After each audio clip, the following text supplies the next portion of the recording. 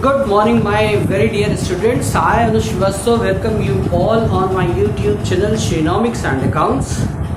And this channel carries only video lectures of economics and accounts, which is highly useful for the student of class 11th, 12th, ISC CBSE board, as well as student of BB and MBA. Topic of today's discussion is public expenditure. We are dealing with the fiscal policy right now. I have already uploaded 3 lectures of fiscal policy consisting of meaning of fiscal policy, public revenue, and another lecture on public revenue tax based, that is direct taxes and indirect taxes. Now I am taking the next topic of public policy, fiscal policy, and that is public expenditure. It will take 2 lectures. One I will be covering in this topic in this lecture, and the rest of the topic of public expenditure will be covered in next lecture. Topic is public expenditure. What is public expenditure? Whatever government spends is public expenditure. Wherever government is expending, that is public expenditure. What type of government is spending is public expenditure. सरकार के पास बहुत सारा पैसा आता है जिसे हम लोग पब्लिक रेवेन्यू कहते हैं, और बहुत सारा पैसा सरकार खर्चा कर रही होती है जिसे हम लोग पब्लिक एक्सपेंडिचर कहते हैं। और इस पब्लिक एक्सपेंडिचर के लिए को हम लोग किस तरीके से डिफाइन करते हैं? Public expenditure is defined as central, state and local government. 3 तरीके की सरकार पाई जाती है: सेंट्रल गवर्नमेंट दिल्ली वाली, स्टेट गवर्नमेंट लखनऊ वाली, local government municipal corporation of Kanpur. Central, state and local government expenditure, इन तीनों गवर्नमेंट्स का जितना भी एक्सपेंस हो रहा है on economic, social and political activities of the country. देश की जितनी भी एक्टिविटीज उनको 3 भागों में बांट सकते हैं: सोशल सामाजिक विकास, इकोनॉमिक आर्थिक विकास, पॉलिटिकल राजनीतिक गतिविधियां। इन तीनों सेक्टर्स में गवर्नमेंट जितना भी खर्चा कर रहा है उसको हम लोग क्या कहना शुरू कर देते हैं? That is referred as public expenditure. थोड़ा ब्रॉडर पर्सपेक्टिव में अगर चला जाए तो हम लोग पब्लिक एक्सपेंडिचर को 4 सेक्शंस में क्लासिफाई करते हैं। One is productive expenses, another is unproductive expenditure, third is transfer expenses or expenditure, and fourth is non-transfer expenses. Government जितने भी खर्चे करता है उसको 4 सेक्शन में बांटा गया है: productive, unproductive, transfer, non transfer expenses. Now what are productive expenses? जो किसी भी चीज से प्रोडक्शन को बढ़ा दें इकोनॉमी के। अगर किसी एक्सपेंडिचर से गवर्नमेंट का एक्सपेंस हो रहा है और उससे देश में प्रोडक्शन एक्टिविटीज बढ़ेगी तो उन्हें प्रोडक्टिव एक्सपेंसेस कहते हैं। कहीं ना कहीं इन एक्सपेंसेस से देश का सोशियो इकोनॉमिक डेवलपमेंट होता है। इन्हें प्लान्ड एक्सपेंसेस भी कहते हैं। प्लान्ड एक्सपेंसेस कहने का मतलब है एक्सपेंसेस अंडर 5-year प्लान्स और annual plans prepared by the government. कौन से एक्सपेंसेस होते हैं? इसमें बेसिकली 2 तरीके के एक्सपेंसेस होते हैं। वन इज इंफ्रास्ट्रक्चर रिलेटेड और education related. Infrastructure is very broad perspective. Transportation पे कुछ हो रहा है, कम्युनिकेशन पर कुछ हो रहा है, रोड पर कुछ हो रहा है, हाईवेज पर कुछ हो रहा है, कम्युनिकेशन पर कुछ हो रहा है, पावर जनरेशन पर हो रहा है, इलेक्ट्रिसिटी प्रोडक्शन पर हो रहा है, आयरन पर कुछ खर्चा हो रहा है, स्टील सेक्टर पर कुछ खर्चा हो रहा है। ये सब जो नाम मैंने लिए हैं, they are basic infrastructure of an economy. ये जब बढ़ता है तो आपके देश में प्रोडक्टिव एक्टिविटीज बढ़ती हैं, और इन लोगों को हम लोग क्या कहना शुरू करते हैं? सरकार हाईवे बना रही है, सरकार डैम्स बना रही है, रोड ट्रांसपोर्टेशन को इम्प्रूव कर रही है, 4G नेटवर्क को लॉन्च कर रही है। ये सब प्रोडक्टिव एक्सपेंसेस हैं। क्यों? क्योंकि इन एक्सपेंसेस को करने के बाद देश में प्रोडक्शन के लेवल को बढ़ाया जा सकेगा। ये इंफ्रास्ट्रक्चरल फैसिलिटीज होती है। Then next is unproductive expenses. ये कहीं विकास नहीं करते। They do not serve socio-economic development of the country. लेकिन ये देश की लेवल को मेंटेन करते हैं। इन्हें ज़्यादातर मेंटेनेंस एक्सपेंसेस कहते हैं। इन्हें नॉन डेवलपमेंटल एक्सपेंसेस भी कह सकते हैं। लेकिन इन सब के बाद भी इसकी बहुत ज़्यादा ज़रूरत होती है स्टेट को बनाए रखने के लिए, गवर्नमेंट को बनाए रखने के लिए, सोसाइटी को सस्टेन करने के लिए। कौन कौन से हेड्स आते हैं इसमें आता है administrative expenses, DL, SDL, block development officer, village level workers, ये डिस्ट्रिक्ट लेवल पर बड़ी लंबी हायरार्की है जो बनी रहती है, चाहे कोई डेवलपमेंटल स्कीम आए चाहे ना आए, क्योंकि इन्हें स्टेट को मेंटेन रखना होगा। Then next is justice, supreme court, high court, district court, lower court. ये कोई विकास नहीं कर रहा है, लेकिन इसके बावजूद भी समाज में उपलब्ध विवादों को समाप्त कर। डिफेंस के जितने नॉर्मल एक्सपेंसेस हैं ये विकास नहीं करते, लेकिन इसके बाद भी भारत की रक्षा का सारी जिम्मेदारी maintenance expenses, law and order, police force, आजकल तो खैर बहुत ज्यादा पुलिस फोर्स काम कर रही है और उनको क्रेडिट भी जाता है कोरोना फाइटर्स के नाम पर, लेकिन law and order is very much required for the maintenance of society. आखिर में हमने एक ही नाम लिख दिया है, that is all those expenses which are maintenance expenses are referred as unproductive expenses. Now next is transfer expenses. सबसे पहले ट्रांसफर एक्सपेंस और ट्रांसफर इनकम की बेसिक मीनिंग कवर कर लीजिए। वैसे ही मैंने नेशनल इनकम के चैप्टर्स में कवर किया, आप जब नेशनल इनकम पढ़ेंगे मेरे वीडियो लेक्चर्स में तो आपको मिल जाएगा। कभी भी कोई भी पेमेंट मिल रहा हो किसी से या दिया जा जिसके बदले में कोई प्रोडक्टिव एक्टिविटीज, कोई फैक्टर सर्विसेज रेंडर ना की गई, सिंगल साइड ट्रांसफर इज जो रिसीव करे ट्रांसफर इनकम, जो पे करे उसके लिए ट्रांसफर एक्सपेंस। क्लियर? कोई मजदूर पूरे दिन काम कर रहा है, उसके बाद उसको सैलरी मिली, बाईपार्टाइल एक्सरसाइज है, इसने फैक्टर सर्विसेज रेंडर की, उसने पलट करके इसे इनकम दी है, द्विपक्षीय है, बाईपार्टाइल है, ये प्रोडक्टिव एक्टिविटीज है। लेकिन अगर किसी को अनएम्प्लॉयमेंट अलाउंस सरकार दे रही है तो इसने कुछ नहीं किया, इसके बावजूद भी सरकार इनकम दे रही है। सिंगल साइड ट्रांसफर है, सिंगल साइड ट्रांसफर में भी ट्रांसफर वर्ड आ जाएगा, ट्रांसफर पेमेंट्स में भी ट्रांसफर पेमेंट आ जाएगा।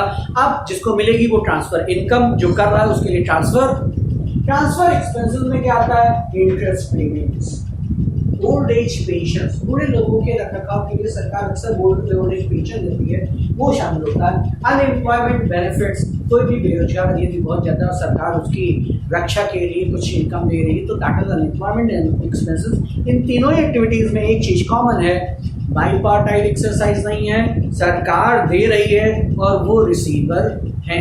And then next is non transfer expenses. ये ट्रांसफर एक्सपेंसेस नहीं है, लेकिन गवर्नमेंट बेनिफिट्स दे रहा है सोसाइटी को फ्री ऑफ कॉस्ट।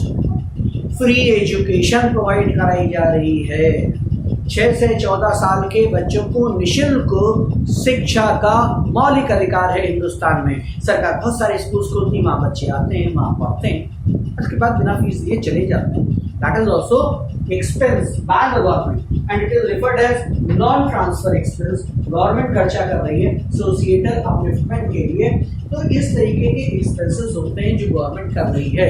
आपको मैं बता दूं, जितने भी प्रोडक्टिव एक्सपेंसेस हैं वो सोशल इकोनॉमिक डेवलपमेंट करते हैं, जो अनप्रोडक्टिव एक्सपेंसेस हैं वो मेंटेनेंस करते हैं। Transfer expenses single side expense है, गवर्नमेंट द्वारा पेमेंट मनी फॉर्म में किया जा रहा है सोसाइटी को। नॉन ट्रांसफर एक्सपेंस में गवर्नमेंट खर्चा कर रही है, सोसाइटी को मनी फॉर्म में पेमेंट नहीं हो रहा है, लेकिन बेनिफिट्स दिए जा रहे हैं, सर्विसेज दी जा रही हैं।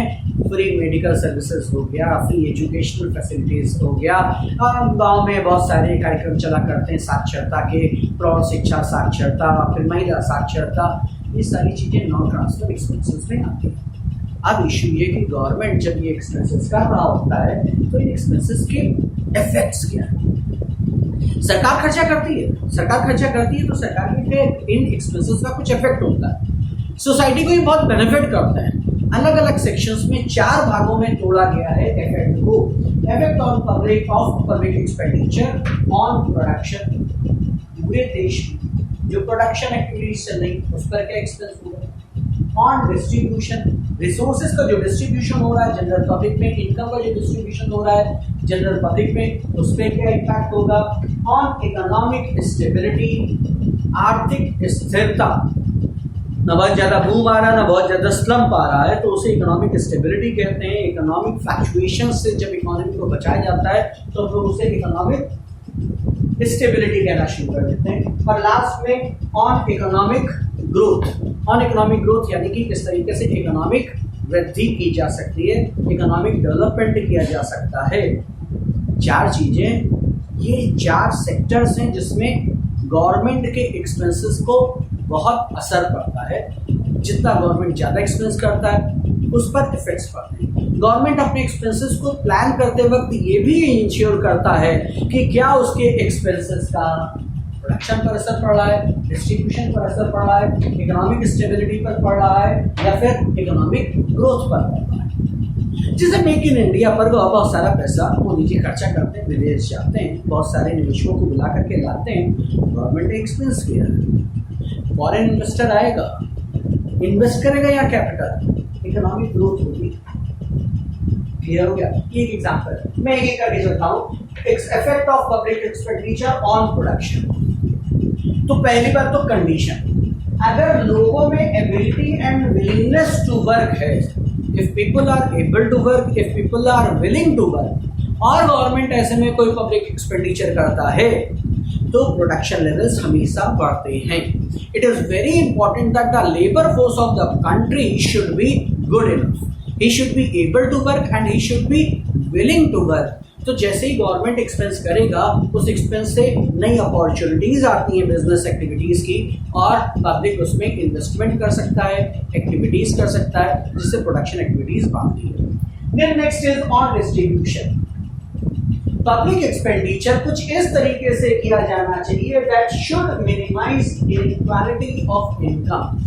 सरकार जब भी खर्चा करती है, आर्थिक विकास के लिए इंफ्रास्ट्रक्चरल डेवलपमेंट करती है, लेकिन पुअर डेवलपमेंट के लिए, पुअर प्रोटेक्शन के लिए, upliftment of economically weaker sections के लिए बहुत सारी वेलफेयरिस्टिक स्कीम्स लगाती है। जितना रिच क्लास है वो अपनी infrastructural assistance and business activities को, एम्प्लॉयमेंट अपॉर्चुनिटीज को बढ़ा लेगा, उसकी इनकम बढ़ जाएगी।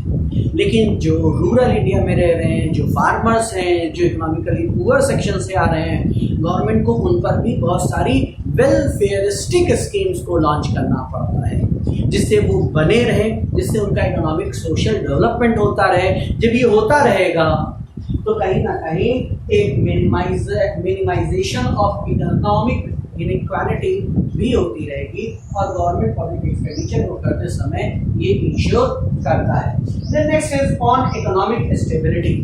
Public expenditure should be done to ensure price stability and to control inflationary effects. कैसे? प्राइस किसी भी चीज का तब बढ़ता है जब उसकी सप्लाई कम हो जाती है। गवर्नमेंट एक्सपेंसेस करके उस चीज की सप्लाई बढ़ा देगा। जब वो उस चीज की सप्लाई बढ़ा देगा तो मार्केट फोर्सेस, मार्केट डिमांड और मार्केट सप्लाई तय करेंगे और प्राइस ऑटोमेटिकली नीचे आ जाएगा। ये माइक्रो इकोनॉमिक्स में आपने बहुत अच्छे से पढ़ा रखा होगा कि जब भी किसी चीज की सप्लाई कम होती है और मार्केट डिमांड कम नहीं होती है, प्राइस बढ़ जाता है। गवर्नमेंट उस समय ऐसे एक्सपेंसेस करता है कि उस प्रोडक्ट की सप्लाई को बढ़ा दिया जाए। अगर वो सप्लाई को बढ़ा ले जाता है तो प्राइस स्टेबिलिटी मिल जाएगी।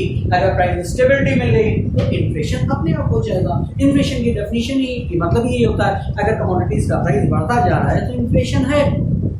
अगर हम प्राइस को स्टेबल रखेंगे तो ऑटोमेटिकली प्राइस स्टेबिलिटी अटेन हो जाएगी। And then next is now on economic growth. What is economic growth? पहले national income, value of goods and services produced in one financial year. पिछले साल के कंपैरिजन में यदि इस साल नेशनल इनकम ज्यादा है, यानी value of goods and services produced in last year is less and value of goods and services produced in this year is more. If there is more, then certainly there is economic growth. जब भी इस तरीके के economic growth होते रहेंगे,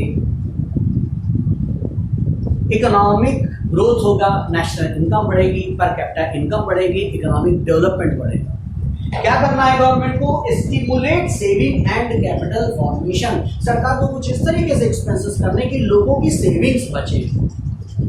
लोग banks में रखेंगे, बैंक्स उनको लोन देंगे। किसी को जब बैंक लोन देंगे तो वो कैपिटल फॉर्मेशन होगा। जितना ज़्यादा कैपिटल इन्वेस्टमेंट होगा उतना ज़्यादा प्रोडक्शन होगा, जितना ज़्यादा प्रोडक्शन होगा इकोनॉमिक ग्रोथ उतनी ही ज़्यादा बढ़ती जाती है।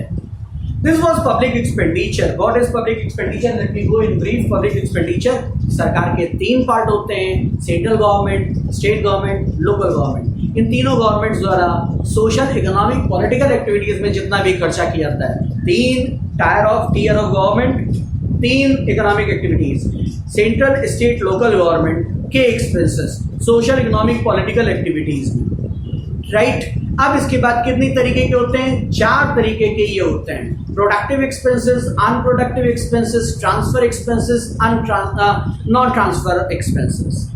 प्रोडक्टिव प्रोडक्शन करते हैं, नॉन प्रोडक्टिव मेंटेनेंस करते हैं, ट्रांसफर पे एक्सपेंसेस सिंगल साइड होते हैं और नॉन ट्रांसफर एक्सपेंसेस में फैसिलिटीज ली जाती है। और इसके बाद what is effect? Public expenditure के 4 इफेक्ट्स होते हैं। पहला इफेक्ट होता है ऑन प्रोडक्शन, दूसरा होता है ऑन डिस्ट्रीब्यूशन और फिर होता है economic stability and economic growth. अगर पब्लिक ठीक है तो पब्लिक एक्सपेंडिचर होने से प्रोडक्शन बढ़ेगा। डिस्ट्रीब्यूशन करते समय गवर्नमेंट को इंश्योर करना चाहिए इकोनॉमिक इनइक्वालिटी को मिनिमाइज करना है। इकोनॉमिक स्टेबिलिटी के लिए प्राइस स्टेबिलिटी ऑफ कमोडिटीज को फोकस करना है, इन्फ्लेशन अपने आप कंट्रोल हो जाएगा। और इकोनॉमिक ग्रोथ के लिए पब्लिक एक्सपेंडिचर ऐसे होने चाहिए कि वो सेविंग्स को प्रमोट करें, कैपिटल फॉर्मेशन को प्रमोट करें, ऑटोमेटिकली चारों ऑब्जेक्टिव अटेन हो जाएंगे। आई होप आपको ज़्यादातर चीज़ें समझ में आ गई होंगी। अगर आपको कोई चीज़ समझ में नहीं है, कोई टॉपिक समझ में नहीं आया, आप मुझे मेल कर सकते हैं anushri143.as। It is anushri0143.as@gmail.com। मैं आपकी प्रॉब्लम्स को ज़रूर रिजॉल्व करूंगा। अगर आपको वीडियो अच्छा लगा हो तो आप इसे लाइक कर सकते हैं, अपने फ्रेंड्स में शेयर कर सकते हैं। I will continuously upload economic and accounts videos which is useful for class 11th, 12th student of BA as well as MBA. Thanks a lot for watching the video. Thank you.